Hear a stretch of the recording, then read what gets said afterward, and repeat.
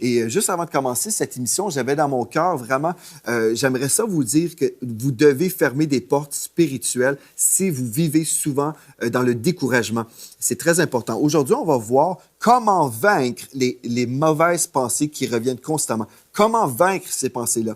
Hier, on a parlé une des choses très importantes concernant les cycles d'échecs dans nos vies. En fait, c'était notre façon de penser. Si on pense constamment échec, échec, échec, bien, on va vivre dans l'échec. Mais aujourd'hui, on veut aller en profondeur concernant nos mauvaises pensées. Si vous pensez toujours noir, vous êtes souvent découragé, bien, vous devez premièrement fermer les portes spirituelles. Par exemple, une porte spirituelle, ce serait quoi au juste? Bien, si vous écoutez, vous visionnez des films d'horreur, par exemple, bien, c'est fort probable que vous allez recevoir aussi une oppression sur votre vie et vous allez penser d'une façon très négative et sombre. Mais Dieu veut que vous soyez vraiment dans la lumière, dans son royaume de la lumière. Donc, vous devez fermer les portes, vous devez cesser d'écouter des films semblables ou peu importe, il peut y avoir toutes sortes de films qui viennent vous troubler. Vous fermez les portes dans le naturel, mais aussi les portes spirituelles seront fermées lorsque vous vous repentez et vous dites « Seigneur, je veux te demander pardon d'avoir visionné tel ou tel film ».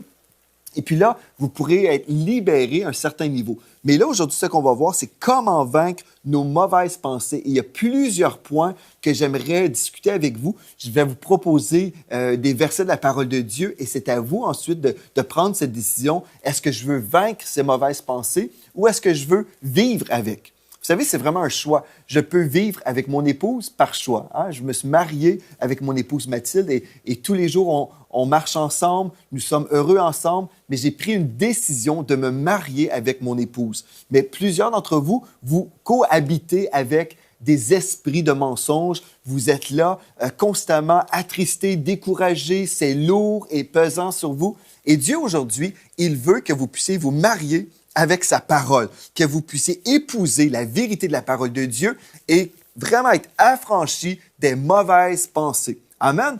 Donc, c'est tellement, tellement important. Et je veux revenir juste sur quelques versets qu'on a vus dans notre émission précédente parce que on veut se rappeler justement bibliquement que nos pensées ont un impact majeur dans notre vie et certainement sur notre humeur.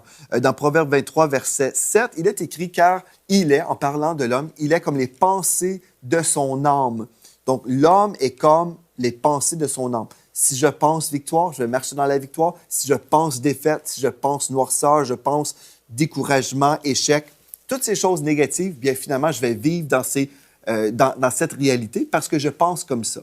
Dans Proverbe 4, verset 23, on a lu ce texte-là hier aussi. « Avant tout, prends garde à ce que tu penses. Prends garde à ce que tu penses au fond de toi-même, car ta vie en dépend. » Notre vie dépend de nos pensées. Et dans Proverbe 17, verset 22, voilà notre passage clé pour toute cette série concernant la joie que Dieu veut nous donner. Il veut qu'on quitte le monde du découragement et de la dépression pour qu'on puisse être dans la joie. Pourquoi? Bien, dans Proverbe 17, verset 22, la Bible dit « Un cœur joyeux est un bon remède, mais un esprit abattu dessèche les eaux. » Donc, Dieu vous propose un cœur joyeux qui amène une guérison, oui, dans votre âme, mais aussi physiquement. Nous savons que si nous pouvons comme vraiment abandonner le monde des ténèbres et les pensées négatives qui viennent souvent contre nous, bien, nous allons vivre une guérison même physique. Dieu est tellement bon, il n'a pas prévu que son peuple marche dans le découragement, marche en croyant des mensonges. Mais aujourd'hui, c'est une journée de révélation pour vous. Moi, je crois de tout mon cœur que cette journée est tellement importante parce que si on peut vaincre ces mauvaises pensées, on peut marcher dans la victoire. Tous les jours de nos vies, on peut avancer dans la foi, avancer dans la joie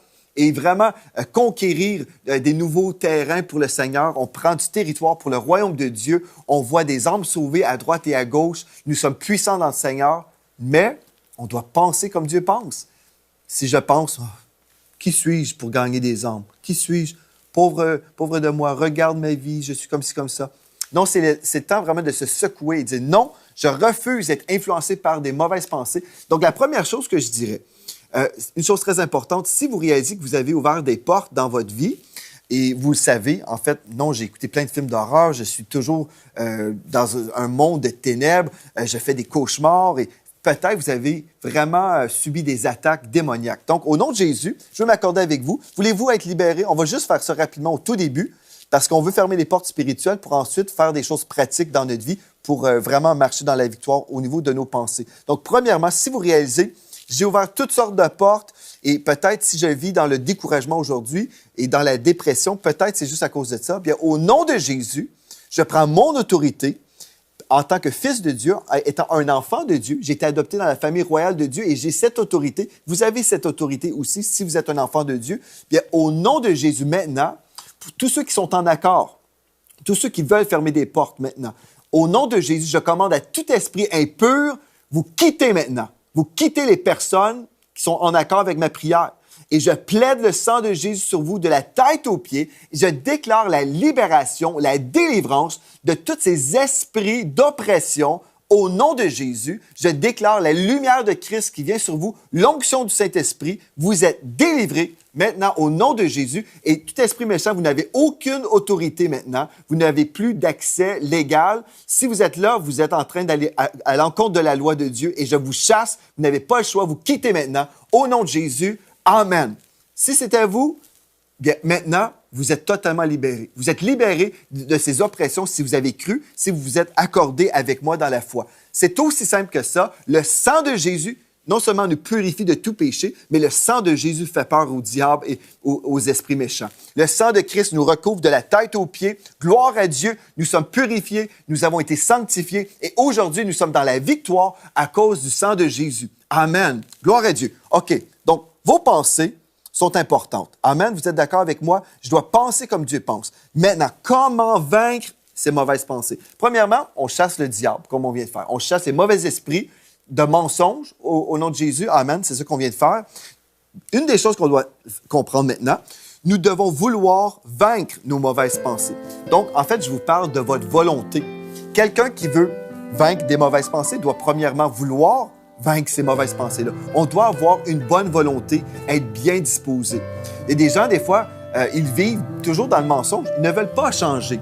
Si on ne veut pas changer, on ne changera pas. Mais si on a cette bonne volonté, la Bible me dit dans Ésaïe chapitre 1, verset 19, « Si vous avez de la bonne volonté et si vous êtes docile, vous mangerez les meilleures productions du pays. Mais si vous résistez et si vous êtes rebelle, vous serez dévorés par le glaive. » Ou dans la Bible du Sommeur, c'est l'épée qui vous mangera, car la bouche de l'Éternel a parlé. Donc, pour vivre les promesses de Dieu, peu importe que ce soit la délivrance des mauvaises pensées, la première chose qu'on doit comprendre, je dois vouloir. Je dois exercer ma foi, mais je dois vouloir changer. Amen? Première chose, êtes-vous en accord? Vous dites, oui, moi je veux penser comme Dieu pense, je ne veux plus avoir ces mauvaises pensées qui me tourmentent, qui me découragent, je veux. Si vous dites « je veux », amen, on s'accorde dans la foi maintenant. Je veux, amen. Deuxième chose, nous devons vouloir investir du temps pour découvrir la vérité. Je dois investir du temps. Si vous dites « je veux, mais je n'ai pas le temps, Pasteur Joël, moi je travaille 50 heures par semaine, je suis épuisé. » Toutes ces raisons-là, en fait, ce sont des excuses. Et je ne veux pas être méchant avec vous, mais je veux vraiment vous aider à vaincre ces mauvaises pensées. Vous allez devoir investir du temps dans la parole de Dieu. Dans Éphésiens 5, 16, nous disons « Rachetez le temps. » Rachetez le temps. Peut-être vous dites « Ah, mais je suis épuisé le soir. » Et je comprends, nous sommes tous épuisés en soirée. Mais prenez du temps, un petit peu, prenez quelques versets par jour et méditez sur la vérité de la parole de Dieu.